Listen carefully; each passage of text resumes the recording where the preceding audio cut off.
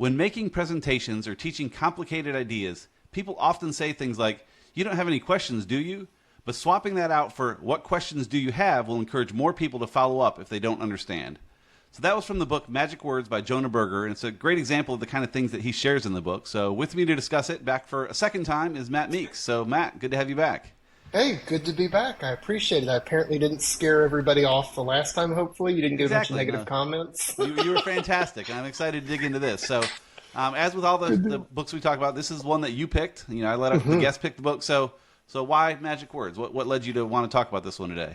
Yeah, so being in marketing and advertising, obviously communication is, I don't know, 100% of our focus.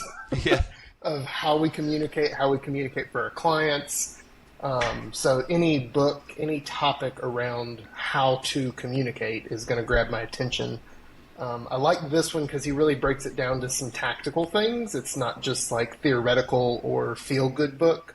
For sure. There's very specific examples of like, hey, if you improve these things, which I think I've got 6 noted, but if you improve these things, you can actually improve. And he gives practical examples, case studies.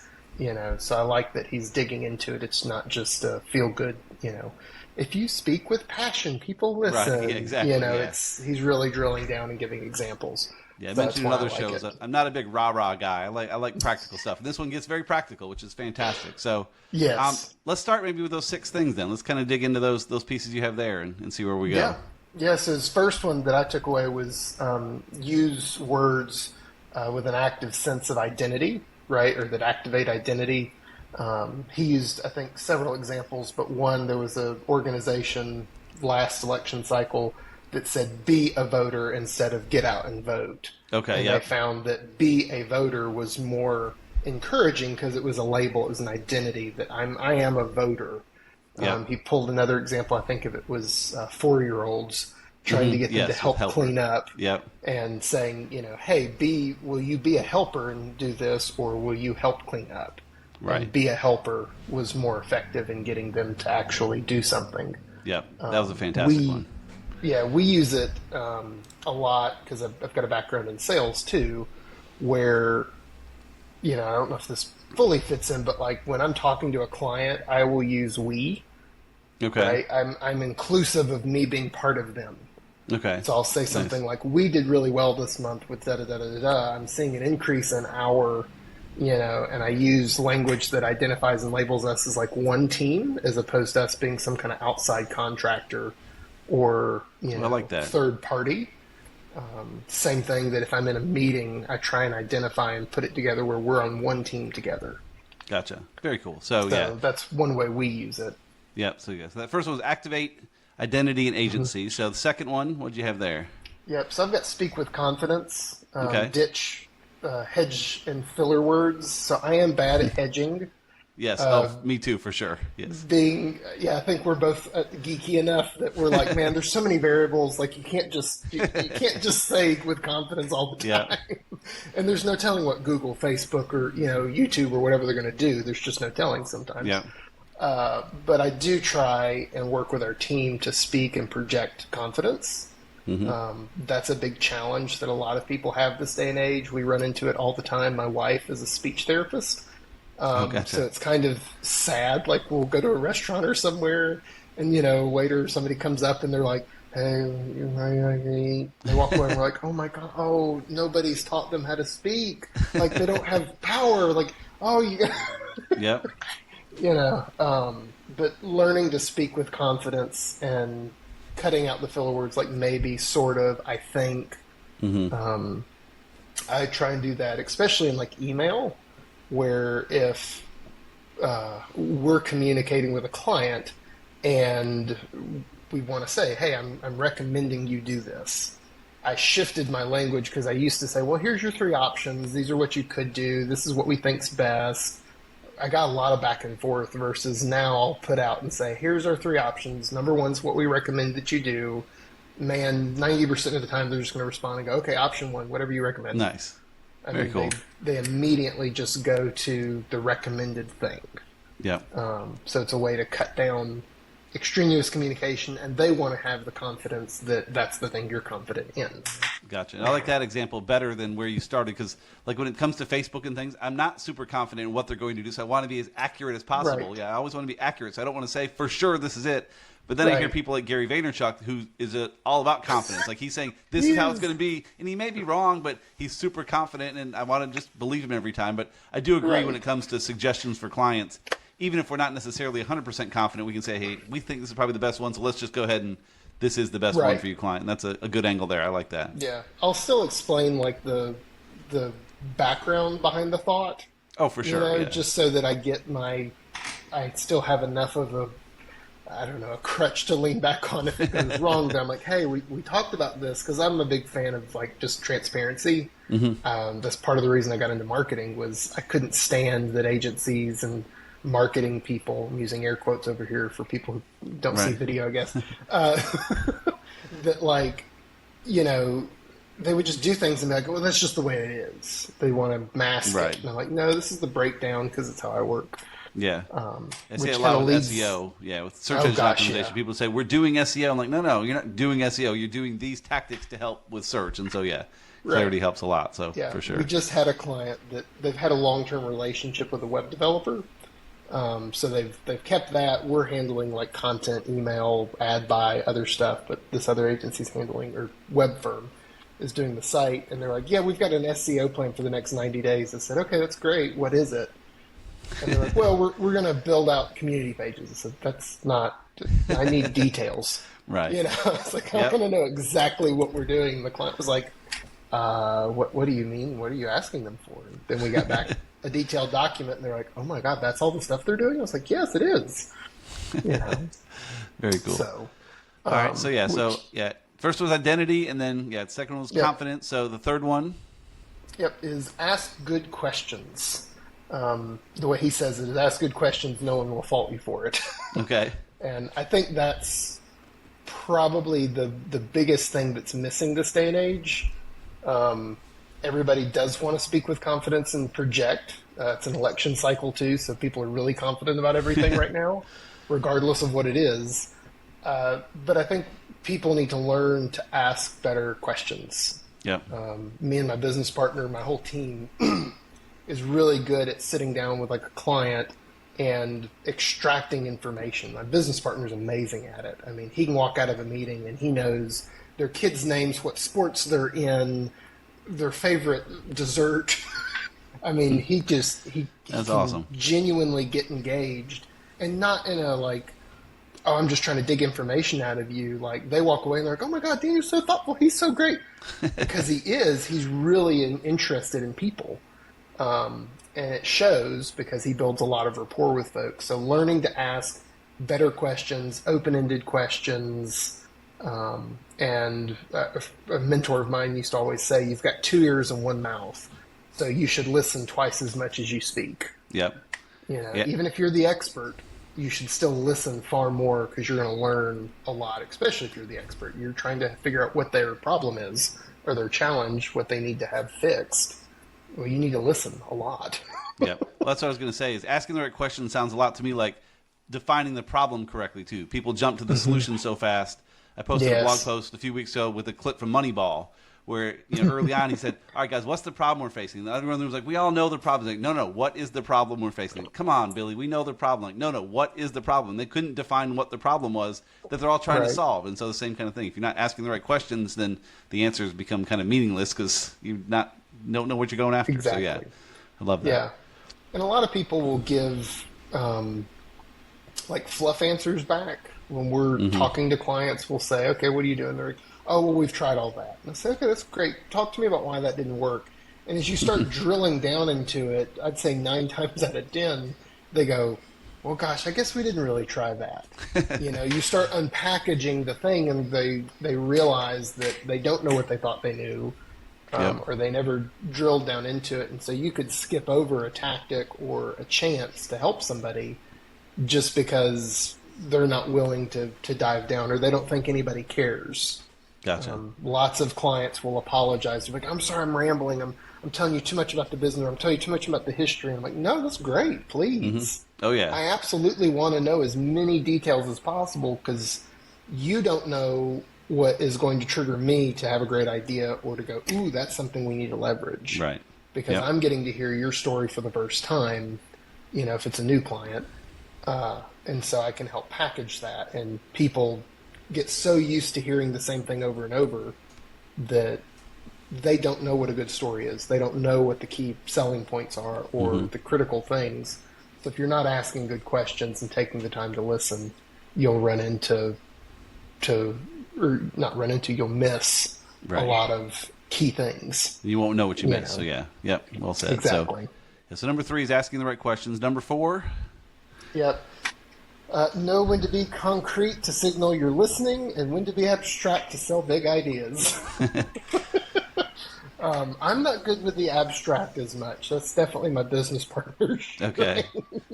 Nice. I'm much better at doing the concrete thing, which kind of goes back into the asking good questions. If you're in a sales process, you ask a great question, you'll reiterate that thing. Car salespeople are pretty good at this, unfortunately. Yeah, this is true. Where you'll come in and say something like, "Oh, we're having a baby, so we need a bigger car," and man, these are great for car seats. You said you're having a baby, and they'll keep reiterating it. But there's a lot of times where concrete language and being really confident in something is critical, and I would point to that you have to know your audience and what is it that they're working with. I have some clients who they live in the abstract. If I get into the details, I lose them. Right? They don't actually want to know details or concrete things. They want to hear the big picture. What's the emotion we're invoking? What's the feeling we're going after? So understanding your audience and being able to code switch between using concrete language for those who need it, who need visuals, who need really hard lines, versus the people who need the abstract, and realizing that you may not be good at both. You may not be capable of communicating both.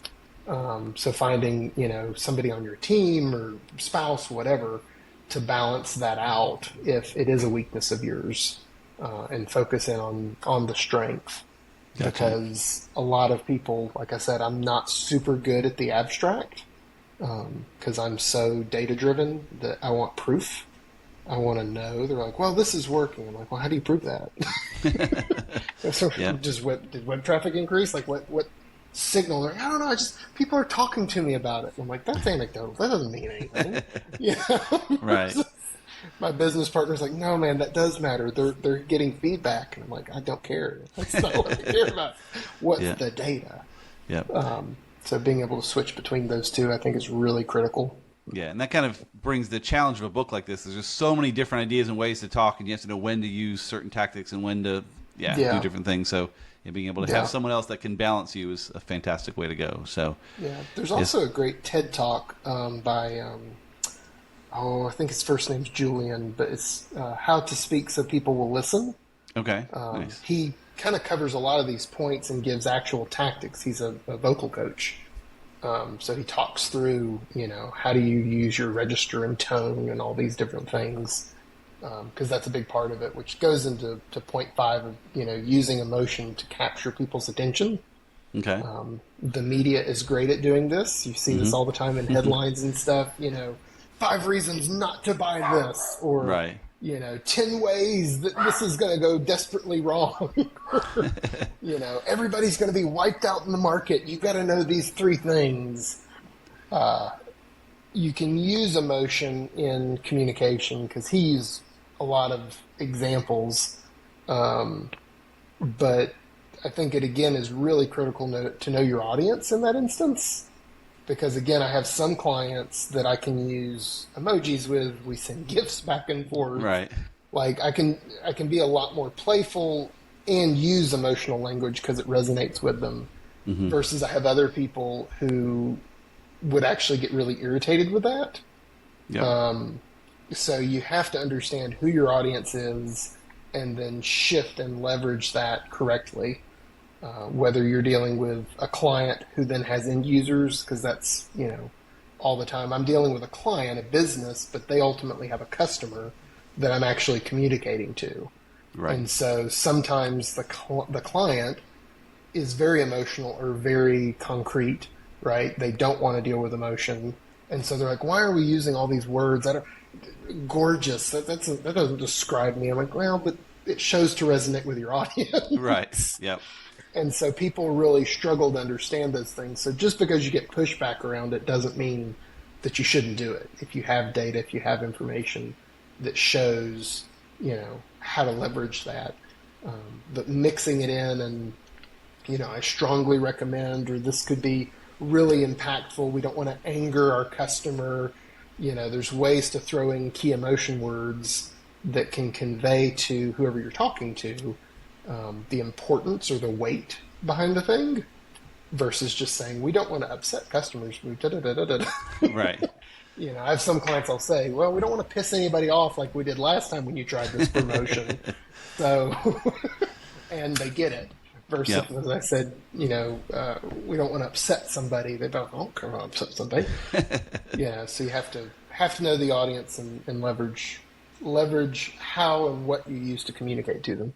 Yep. And I like the little piece you said too about understanding who the audience really is. It's not your client; it's their client. And so I even tell new clients where I was like, I don't care what color you like. Like, if you want a different color, how does that impact your audience? And if they say, oh no, our audience will like that because of this, then cool, let's do it. But if we're changing something because you like it, that doesn't really do much for me. How's it going to actually impact the people that you're trying to sell to? And it's getting that level deeper, and it works with emotion as well. That's a good way to phrase it there. That's a really interesting thing. Like, not to rabbit trail it, but dealing with when you have a customer or a client who has an end user, somebody else that you're actually communicating to, moving a product to, man, that is the challenge.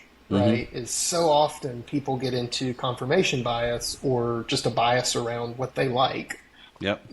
And they just convince themselves, no, my audience is this. I'm like, no, you're 67 and your audience is 30. You're not the same people, probably. Yep. You don't have the same interests. You're not in the same walk of life. And it's hard, but reading books like this, understanding this type of thing can help you have the language to articulate to the client, hey, here's the psychology, here's the case studies behind it, here's the actual data, not just because I know this to be true, but here's the actual information. Because that's what I do, is start rolling those things out or talking about psychology, and the client will sit back and go, okay, you're right, you're the expert. Let's just do that. And I'm like, no, I'm not trying to shut you down. I'm just saying, here's the information I have. Right. Yep. It matters. I like it. Yep, for sure. So yes, that was number 5, employing emotion. And then the last one, number 6. Yep. Know when to blend in with your language. This was really fascinating. He was talking about a case study where I'm going to get the exact numbers wrong here, so forgive me, but he was talking about employees in a mid-sized organization or firm that use a similar language, a similar style of communication, that they were like 4 times more likely to be promoted or something. Wow. And that the individuals who didn't, they spoke differently, they used different acronyms, they didn't blend in with the language of the organization, that they were like 3 or 4 times more likely, or 4 times more likely to be fired.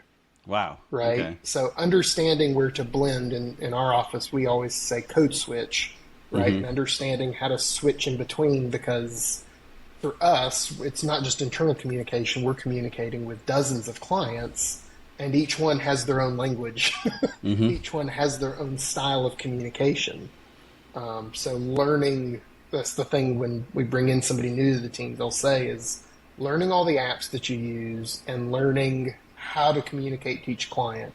That's the hardest thing. Yep. Because I've got some clients who are super playful. Over the Olympics, I've had one that we've been sending Snoop Dogg memes back and forth because she loves Snoop Dogg. And if you ever met this person, you would never imagine in a million years she would be a Snoop Dogg fan. So I've got that to the client who, like, man, when you get on the call, it's very serious, it's uptight. Yep. They're great people, but it's very structured, very business. There's like no personal communication. It's all about very tactical stuff. And if I showed them a meme or sent them something, they'd be, Why are you sending me this? Do you think this is a strategy we should implement for our business? Which channel do you think this should go into, and which core audience do you think it resonates with? They wouldn't get it. Right. So learning how to switch your language and blend in with the people you're talking to is really, really critical. Code switching, I think, is the technical term for that. Gotcha. So, if you've never dug into it, for those listening, just Google code switching and understanding how you do it. News reporters are really good at doing it. Mm-hmm. If you ever watch on social media, there's a lot of news reporters who they'll do it in their news reporter voice, and then they'll do it, they'll code switch and do it in their normal voice, and it's very different. Oh, yes. It's two different people. And there's importance to that. Like, my staff will joke with me on a regular basis. I can be talking, driving back from a meeting or lunch, and then a client calls me, and I go into client mode, and I'm like, hey, so-and-so, how are you doing? Da-da-da. Right. And I hang up, and then I reset, and they're like, oh my God, that's weird. They're like, how do you do that? Nice. I'm like, it's just, you got to be able to turn it on and off, man. It's not fake, but it's just the way I interact with them, because they want energy, they want confidence. Right. They want to be assured. So learning how to shift your language or blend your language to match the people you're with is really critical. And most people don't do that. Gotcha. They are very concrete in the way in which they communicate, and they run into constant challenges because they're not willing to adapt into the environment that they're in. Gotcha. You made me think of a couple things here. The first was when Andy Bernard came to the Scranton office in The Office, and he just mirrored everything Michael did. And for the first few hours of that, Michael Scott said, wow, this guy's amazing. I love him, because he was just mirroring his personality all the way, like harnessing the similarity to a absurd degree, of course. But it was that's a great example, though.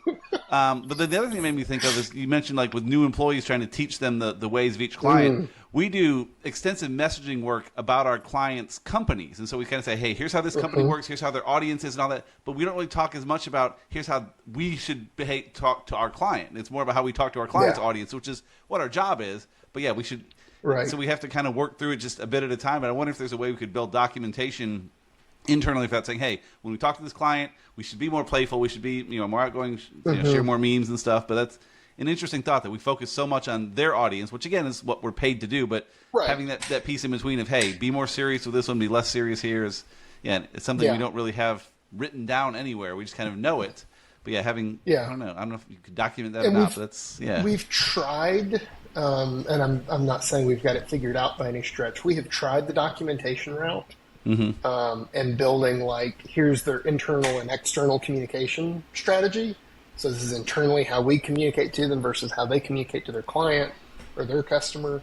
The outbound stuff works. The inbound stuff was just too nuanced. So instead, we just try and make it really clear. I think I mentioned this even on our last time we did this, but we tell our team, look, as we bring them on board, I'm like, you're going to make mistakes. They're going to cost us money. We know that. It's fine. So don't stress. And then the second one is, don't feel compelled to speak all the time. When you're in a meeting, when you're brought into things, be very content to just observe. And it may be months of observing in client meetings with these people. Learn who they are. Watch how I interact, or watch how so-and-so interacts with them. Figure that out, and then you have to establish your own relationship, right? Because just because I can send Snoop Dogg memes to client A doesn't mean you can, because I've known this person for 10 years. Right. I've been working with them for years. I knew their kids. I've played golf with them. There's more of a relationship there, so I'm at a different stage of relation with that individual. So that's where the documentation side was so hard, because the way my business partner talks to one client versus the relationship and the way I talk to them is different. Very good point. Because we have two very different relationships. He went to high school with them. I didn't. But I joke and tease about these subjects because we have these in common, and they joke and tease about these subjects. Yeah. So we really encourage them to be students of the client and understand how to communicate. Because yes, while we get paid to communicate to their end user, their customer, how they feel about our relationship is just as important as the result. Oh, yeah, for sure. Right? Oh, yeah. So we really try and drive that home and help them understand that you need to establish your own relationship and rapport with each client, with everybody in that organization that we deal with. And your relationship is not going to look the same as mine necessarily. Yep. Some clients, it is. They're very uniform in the way they treat everybody. Others, it's very, not hierarchy, but it's just based on personalities. Yep. And where you've established. So we found that documentation around it's not as useful. Yeah, I can see that. But we do meeting prep before we meet with every client. And so in those meeting preps, if we've got somebody new on the team, we try and spend an extra, 10, 15, maybe 30 minutes of the prep just talking to them about, hey, here's the kind of language they use. Here's the kind of terminology. Here's some of the backstory. Here's the big pain points. And going through those communication styles using some of this outline in this book to help them understand here's their magic words effectively. Yep. Nice. And here's the ones that are pain points. Don't talk about this. And watch and observe these things so that you can establish your rapport. Gotcha. Well said. We're getting a little low on time here. There's so many things we could have gotten into. We talked about the 6 kinds of magic words. The book gets into 4 ways to speak with confidence and 4 strategies for asking better questions. Again, it's almost like a workbook in the way it kind of lays things out. Mm-hmm. So many different things. I want to hit one more piece that I really like, just a small tip. And again, the book was full of tips. We could pick one of the other 50 tips. Many. But I love this little line he said, quote, having a tough time sticking with that New Year's resolution, struggling to stick to a goal, try saying I don't rather than I can't. And so that I've used in my life a good bit. Like I don't miss a day of blogging. Like I blog every day. It's not a question. And it doesn't become a should I today, should I not, which I sort of do with working out. I try to work out every day, which becomes 3 days a week or something versus that. But like I don't miss a day of blogging, or like I used to drink a little bit here and there, but didn't really want to. So it's easier to say I just don't drink. Like it's just simpler. It's like wearing the black turtleneck every time that like Steve Jobs did. Like you didn't have to make a decision about clothes. Like I have to make a decision about am I going to blog today? Like am I going to drink? Like no, I've got those answers already well in place. Yep. And so I don't rather than I can't. Kind of just so much of this book is just shifting your mindset just a little bit and just making things easier. So I like that. Yeah, I love that. I'd into with just the simplicity that always try and communicate with simplicity. That's the one thing that I really hone in on my team of like, especially in email, we get way too lengthy or there's big blocks of texts. And I'm like, hey, no, bullet point these things out. This is not email communication. This needs to be put into a doc that can be collaborated with. Like the old terminology or adage was make the ask easy. So whatever it is you're trying to communicate to them, make it easy. Make it easy for them to say yes, no, like whatever the answer is you're trying to get. Yep. Try and simplify it and make it easy. But I do love the point of just say that I don't.